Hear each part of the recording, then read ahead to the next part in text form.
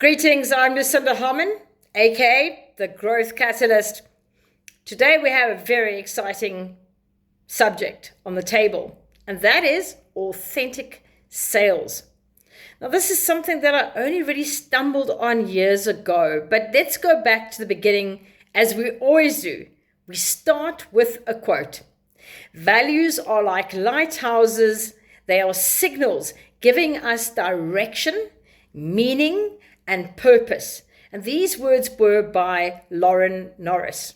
Now, don't stop watching the video and run off because you think authentic sales values and something's wrong. I'm on the wrong video. You're in the right place. I will explain why this is such an important part about authentic sales, and it's all coming up.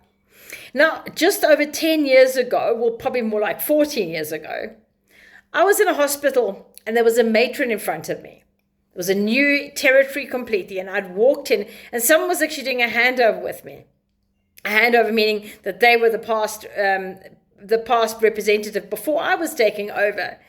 And in the time, the matron said something very interesting to me. She started asking me personal questions, such as, how long have you lived in the area? Where do you live? And she wanted a whole lot of answers to questions, and I felt very uneasy. For me, I was there in my sales profession, and I was there with the company and the products at hand. It was product, it was company, and it was cold. It was a cold matter of, I'm here to do my job, and that's where it came, that's where it started, and that's where it ended with me at that age, at that time in my life. And what happened is, I realized afterwards, when I went back and reflected, and I asked someone about that particular situation, that what she wanted is, she wanted a real person. She wanted to have something that she could build with me. She wanted to know something about me so she could maybe formulate that relationship, get to know me a bit better, beyond that clinical facade, that cold facade of just being the sales professional, just the brand, just the product. There was a personal kind of, she wanted something personal coming. Now, this is actually already 14 years ago. And it's interesting because now it really is essential. We now have entered the era of people buy from people, and people buy from people they trust. So now we've got that whole human conversation, human engagement. All these things have now been built over time. But already back in time, if you think back, people were looking for this. They didn't just want to buy product. If you were lucky and you were dealing with rural areas and very far outlying areas and no one ever went there, you probably get the deal because of the visibility factor and the factor that you were there. And if you actually looked after that customer and you sought your service and you delivered on time and those kind of things, you probably would wing it. But in this day and age, not so easy anymore. So what I want to start is the keys of key areas to focus on, and there are 5 of them. It's know yourself, know your why, clear on your core values, that sales profession and the company are a fit, that the sales profession that you've chosen and the company you've chosen to work with or for are a fit, and then find your flow. So I will put these 5 particular points in the chat below, so don't worry, they'll all be there. And remember, do like, do comment, do share. I want this to guide as many people as I possibly can. Authentic sales is one of those things that's almost become one of the my signature areas of coaching and training that I actually deal with, and very effective. As you'll see, this is a very important part of being a sales professional, is getting to being authentic. Your personal stamp, your personal signature that you take out into the world that makes you so unique as that sales professional. So first of all, we're going to do know yourself.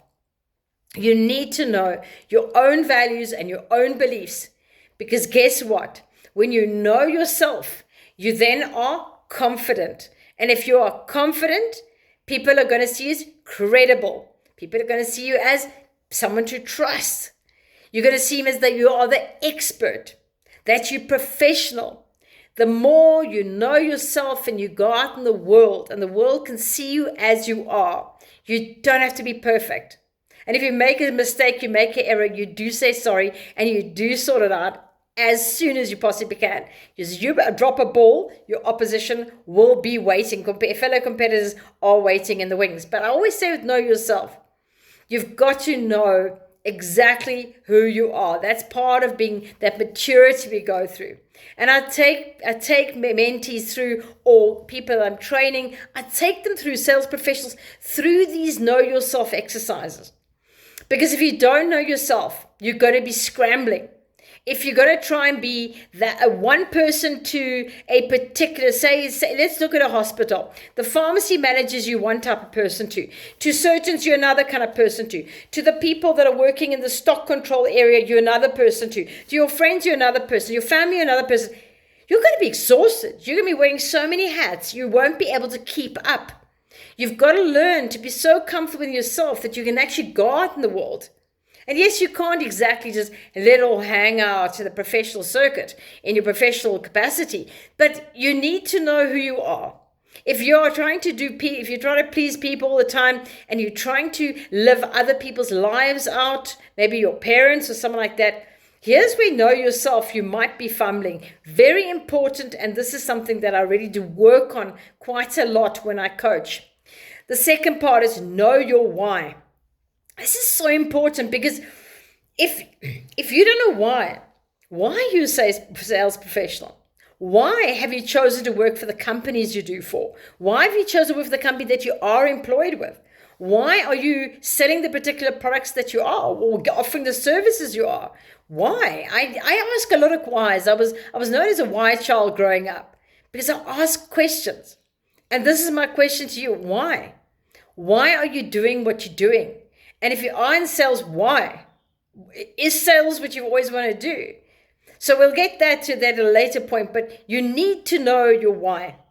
And the important part of your why is it embeds at such a deep level in your life that if something goes wrong, you have that bad day, bad month, you've had a bad 3 months, you're feeling like, oh, I don't know if I can carry on doing it. If your why is strong enough, that calling, that desire to do what you do is strong enough, no matter what happens, you'll stay on course and you'll stay and you'll stick it out and you'll keep getting up, you'll keep dressing up, you'll keep showing up, and you'll never ever give up. Your why is anchored in exactly that, the importance of the commitment inside of you. You know why. Why am I here? Why am I doing what I'm doing? And why do I go and see that customer or those clients or wherever I'm going to? The third most important part is clear on your own core values. Now, if you haven't done Dr. DeMartini's core values, his top values, you can grab it on just Google it, find it, do that, because you will start to see, it could give you a very good idea about what is important to you. And as he always says in life, if you're going to focus on the wrong things in life, if your value is, say, I don't like administration, and if I'm going to put myself in a position where I'm doing administration, I'm really not going to succeed. I'm going to be miserable and unhappy. I'm not going to do a good job, and I'm probably going to upset everyone around me. So I'm not going to do it. But if you know what are your core values, what are those core calling components, the things that matter to you, you can go out in the world in a much stronger way. And what are the values? Before I even work with any customer and client, I first go to their website. I go onto their various social media platforms. I study them. Often I study even the people that I will be meeting, whether they're in human relations or wherever they are. It might be the managing director. It might be the sales and marketing manager. I'll actually go and look at a little bit about them and find out, kind of like get an idea. And companies give you their values. They give it to you. It's given. It's on the table.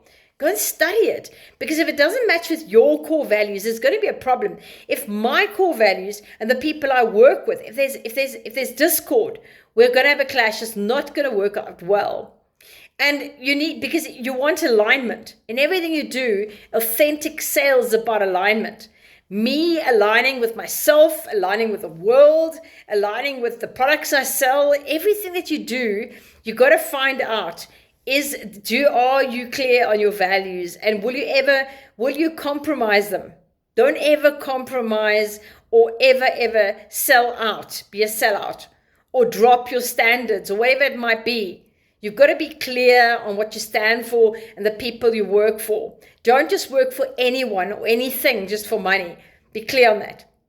The fourth part is the sales, that the sales profession, you've chosen it for a very good reason. It's what you want to be in. Please never let it be the reason, because I've heard all the reasons. That maybe it's less work because people don't want to do admin, or they don't want to be in an office, and they'll be office bound. They don't have an 8 to 5 job, although COVID has changed quite a bit of that.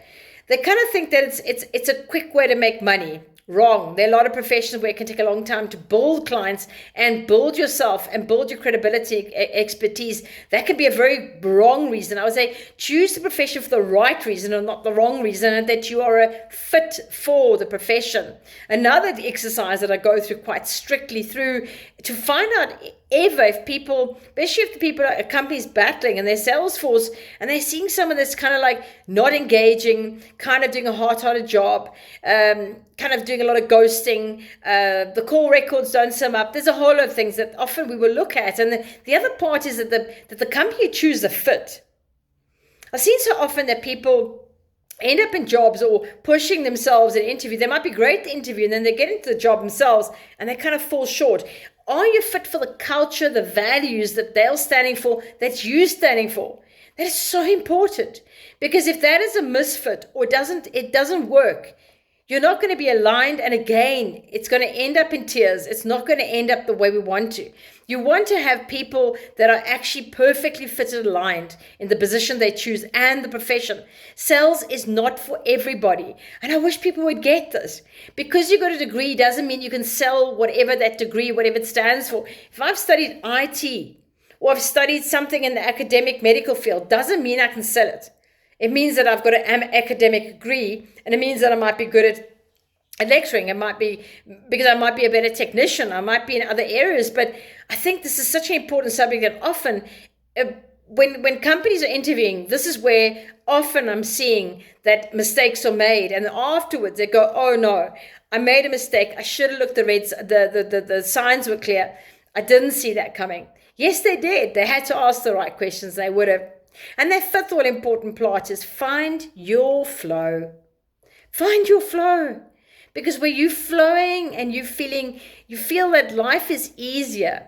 You know, life is difficult enough with all the challenges and things that happen. But if you're not in the company that you want to be in, if you're selling to customers that you don't really align yourself with, if you're just not in a happy space, life can become pretty hectic and pretty stressful.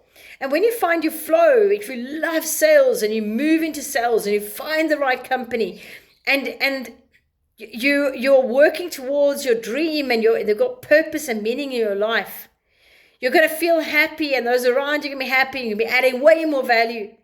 And it's almost like you can imagine the sound of music running down fields and, I don't know, the music going off and the daisies and the daffodils or whatever. But you've got to find what works for you, because you've only got you. And don't be doing it for the wrong reasons or not for your greater good and for your purpose and meaning in your life. So really important to focus on those 5 things, which I will put in the chat. I really want to say to you in life about authentic sales. It's really important to be yourself. Like my original story that I gave you. It's like when I first went to one of my customers that actually asked me on their first appointment with me.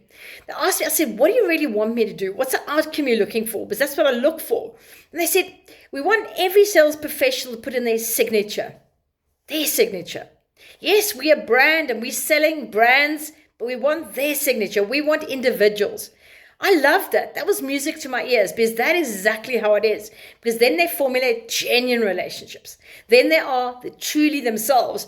And then people see them as being authentic. They trust them. They see them as credible. Transparency is so important, is it not? As well as understanding your customer needs. These are all parts of building up this authentic sales. Honesty and being dependable.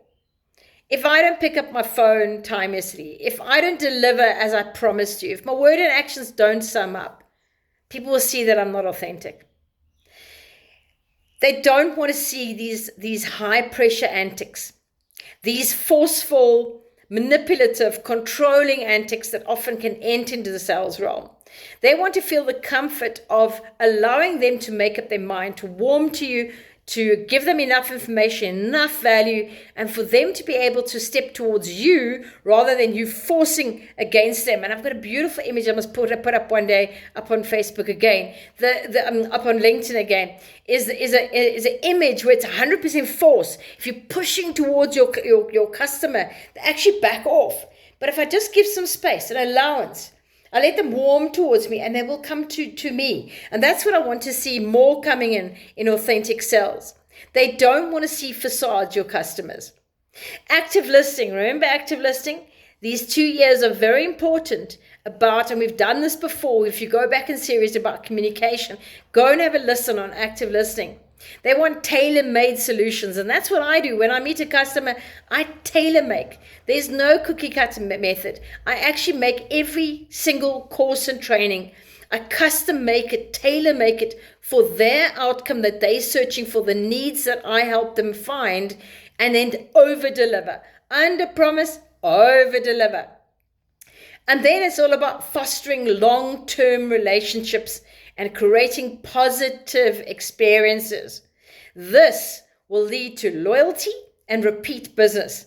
Authentic sales is the king card. There's nothing higher than, or maybe ace in the card pack, but there's nothing bigger than authentic sales. This is where the heart of authentic sales lies, is the fact that people are buying from you as they trust you.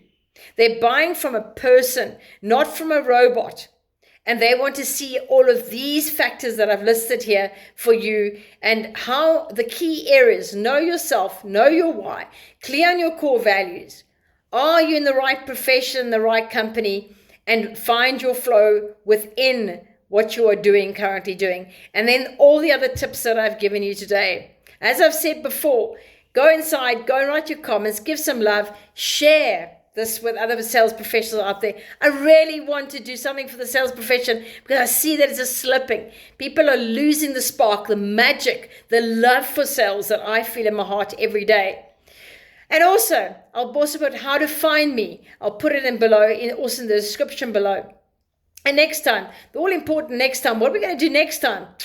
I love this word because this word was the important word that helped me when I lost everything, when I had to come back. It's all important word called discipline. So we'll be doing mastering that discipline word. It's all about discipline next week, and I promise you it will be a sizzler because this is something that I really love. I used to dislike discipline. Today, I love it. It saved my life and it got me straight on course back to success. And in the meantime, I'm going to challenge you one more time. Number one, I'm going to dare you to thrive. Number two, let's go shake the trees.